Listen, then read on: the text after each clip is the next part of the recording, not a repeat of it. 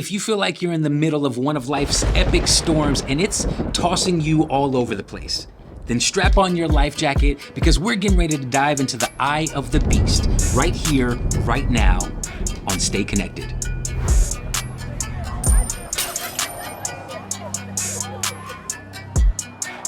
What's going on? I'm AG and you're tuned in to Stay Connected, the channel where passion meets purpose and faith comes to life. And if you've been feeling like life's dropped you off in the center of a typhoon lately, then you're in the right place. Matter of fact, there are countless people out there right now that are feeling the exact same things that you are. Frustrated, confused, and completely drained. And while I'm sure you're trying your best to hold everything together, the number one question in your mind is why? Now, before you start beating yourself up for questioning what God's doing, don't. If I'm being honest, all of us are asking the same question. I mean, we really want to know, did we do something wrong? Is this a test? Or maybe there's some lesson we're supposed to learn out of all of this.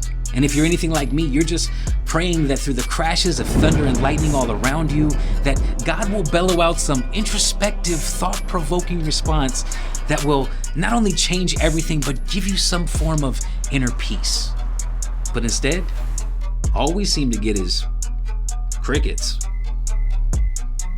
And just like that, we're not only feeling lost in the chaos, but alone and grappling with this tsunami of emotions, worried about what to do, doubting whether we can even do it, and completely fearful of what's next. After a while, those burdens become so heavy that our trial no longer feels like a storm, but a natural disaster. But what if the storm isn't the real issue?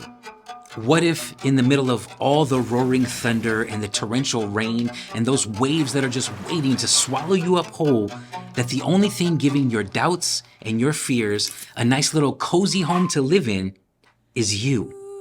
And now all you want is for it to calm down. But as that old saying goes, the calm comes before the storm, not during.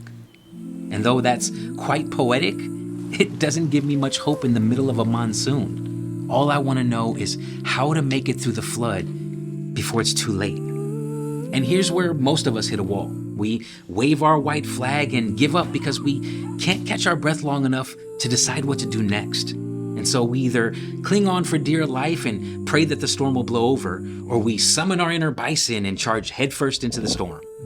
But let's be real. These approaches never really get us too far. And whether you're dog paddling or bison charging, we all end up utterly exhausted, licking our emotional wounds, and stuck in this weird time loop of deja vu, just trying to get back to where we started. But don't you throw in that towel just yet, because here's the answer to the question you've been asking all along. You know, why me? Why this? Why now? Well, here's why. Because you forgot that Jesus was in the storm with you. See, you forgot that it's the Lord that goes before you, the Lord who leads you beside still waters. The Lord is your hiding place to protect you from trouble. You forgot to wait patiently on the Lord, to cast your cares on Him because it's He that sustains you. He is the God of your salvation. You forgot that those who hope in the Lord will renew their strength. They will soar on wings like eagles. They will run and not grow weary. They will walk and not be faint. You were never meant to take on that storm all by yourself. The devil's tricked us for far too long into thinking that we're all alone, and honestly, he's played most of us with that card. But the entire time, God has been shouting to us, lay down your burdens, fix your eyes on me, and let me take the wheel. And not because you can't, but because He doesn't want you to. Because what He wants you to do is allow Him to show you who He can be in your storm. And as soon as we allow God Almighty to take control, we're no longer battling the storm. We're not fleeing from the storm or just weathering it. We are the storm. And I don't care if that devil throws an entire natural disaster at you. The only disaster he's worried about now is his own. So stand your ground in the eye of the storm. Embrace the rock that is that unshakable foundation you've been built on. And instead of cowering and waiting for that storm to blow by, get out there and dance in the rain.